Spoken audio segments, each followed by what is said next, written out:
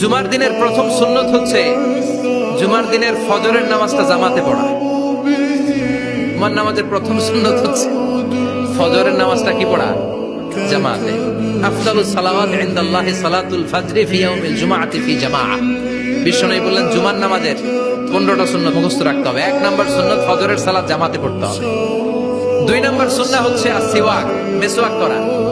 মাতহারাতুন লিল ফাম মারদাতুন লিররাব, মেসওয়াক করলে দাঁত পরিষ্কার থাকে, আল্লাহ খুশি হয়ে যায়। 3 নাম্বার হচ্ছে দুহুন, তেল মালিশ করবেন। বিশ্বনবী জাইতুনের তেল চুলে আর গায়ে দিতেন। বিশ্বনবী বলতেন ওয়াদাহিনু ফাইন্না ফিত তাদহিনে বারাকাত, তেল খাও, তেল দাও, তেল মালিশ করো, তেলের ভেতরে আল্লাহ বরকত ঢুকাইয়া দিছে। 4 নম্বরে আত্তিব, জুমার দিনে সুগন্ধি লাগিয়ে যাওয়া সুন্নাত। লাগাবেন? লাগাতে রাজি আছেন? বিরাতু আইনি ফিস সালাহ, নামাজের মধ্যে যখন আমি দাঁড়িয়ে যাই আমার চক্ষুটারে ঠান্ডা করে দেয় কে?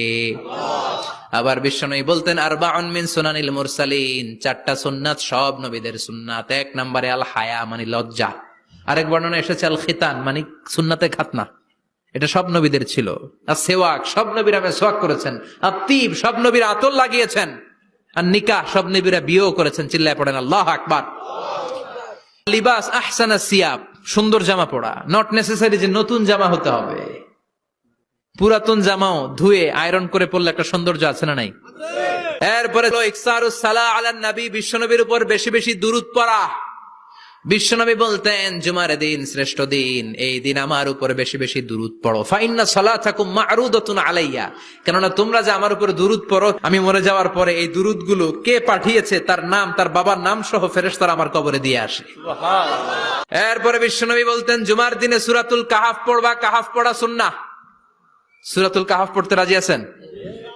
রাজি আছেন তো? 18 নম্বর সূরা, কোরআনের একেবারে মাঝখানের সূরা। এরপর আত-তাবকির ইলাল মসজিদ, মসজিদে আগে আগে যাওয়া সুন্নত। আগে যিনি যাবে উনি কি পাবে? তারপরে গরু, তারপরে বকরি, তারপরে মুরগি, মুরগির পরে ডিম না আন্ডা? আন্ডা। আল মাশিউ আলাল ইকদাম, বিশ্বনবী বললেন হেঁটে হেঁটে জুমার নামাজে যাওয়া সুন্নাহ। রিকশা, হুন্ডা, সাইকেল, সিএনজি দিয়ে গেলেও হবে, কিন্তু হেঁটে গেলে সওয়াব বেশি না কম? প্রতি কদমে কদমে আমলনামায় সওয়াব দিয়ে দিবে কে? এরপরে বিশ্বনবী বললেন আদামু তাখাত্তি রিকাবান নাস, মানুষের ঘাড় ডিঙ্গিয়ে সামনে না যাওয়া সুন্নাহ। এরপরে বিশ্বনবী বললেন দুখুলুল মসজিদে রাকাতাইন, জুমার নামাজের দিন মসজিদে ঢোকার পরে 2 রাকাত পড়া সুন্নত। কয় রাকাত? 2 রাকাত। রাজি আছেন? কবলাল জুমা বাদাল জুমা, অনেকে প্রশ্ন করে বাদাল জুমা 4 রাকাত, মসজিদে পড়লে 4, ঘরে পড়লে 2, কিন্তু কবলাল জুমা